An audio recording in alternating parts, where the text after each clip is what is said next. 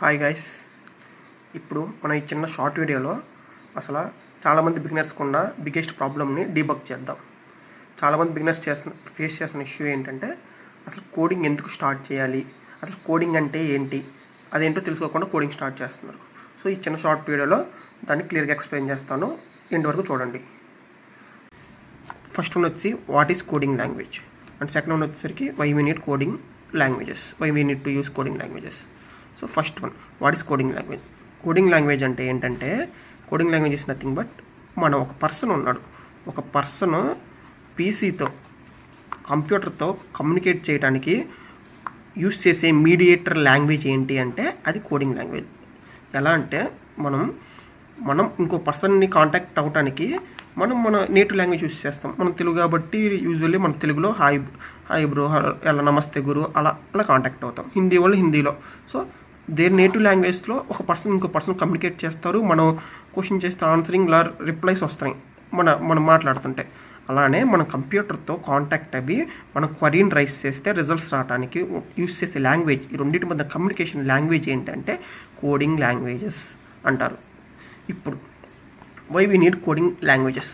Coding language అనేది ఎందుకు మనకు, అసలు కోడింగ్ లాంగ్వేజ్ ఎందుకు వచ్చాయి అంటే, ఇప్పుడు మన సినారియోని తీసుకుంటే హ్యూమన్ బీయింగ్స్లో మనం ఫర్ సపోజ్ మనం బయట కలిసాము, ఒక ఇద్దరు పర్సన్స్ బయట కలిసినప్పుడు గ్రీటింగ్స్ చేసుకుంటారు, మామూలు గ్రీట్ చేసుకుంటారు. కాబట్టి పర్సన్ నార్మల్గా హాయ్ బ్రో, హలో బ్రో, నమస్తే గురు in our languages, right? So అలా నెంబర్ ఆఫ్ వేస్ ఉంటాయి వాళ్ళకి. నెంబర్ ఆఫ్ వేస్తో ఈ పర్సన్ కాంటాక్ట్ అయితే పర్సన్ రిప్లై అనేది వచ్చింది. సో ఇప్పుడు ఇక్కడ కోడింగ్ లాంగ్వేజ్ అనేది దీనికి రిలేటెడ్ ఏంటంటే, ఇక్కడ ఇలా మల్టిపుల్ వేస్లో నువ్వు ఈ గ్రీటింగ్స్ అనే దాన్ని అప్రోచ్ అయ్యావు కదా, సేమ్ అదే విధంగా నువ్వు కంప్యూటర్తో అప్రోచ్ అవ్వగలిగితే నీ రిసోర్సెస్ పెరిగిపోతాయి, నీ టైం కన్జంప్షను పెరిగిపోద్ది.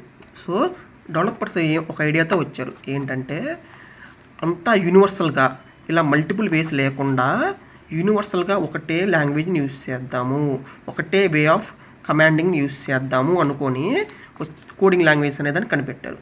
ఆ కోడింగ్ లాంగ్వేజ్ ద్వారా ఏమవుతుంది, ఇలా మల్టిపుల్ వేస్ మనకి లేవు, ఓన్లీ ఒక వేనే ఉంది. ఫర్ సపోజ్ ఏదన్నా నువ్వు నీ పీసీ నుండి అవుట్పుట్ రావాలి అంటే ఒక స్ట్రక్చర్డ్ వే ఉంటుంది. ఆ స్ట్రక్చర్డ్ వేతో, సింటాక్టికల్ వేతో నువ్వు కాంటాక్ట్ అవ్వాలి. అలా కాంటాక్ట్ అయితే నీకు రిజల్ట్ అనేది వచ్చింది.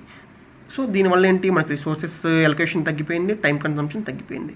సో ఇలా చేయటం, దీనికోసం కోడింగ్ లాంగ్వేజ్ అని వచ్చాయి. అందులో డిఫరెంట్ టైప్ ఆఫ్ లాంగ్వేజెస్ ఉంటాయి. మనకి తెలిసిందే జావా, పైథాన్ అంటారు, జావా స్క్రిప్ట్. అలా మనం నెక్స్ట్ షార్ట్లో దాని గురించి తెలుసుకుందాం. ఇప్పటివరకు నాలెడ్జ్ మీకు వర్త్ అనిపిస్తే please like, share and subscribe.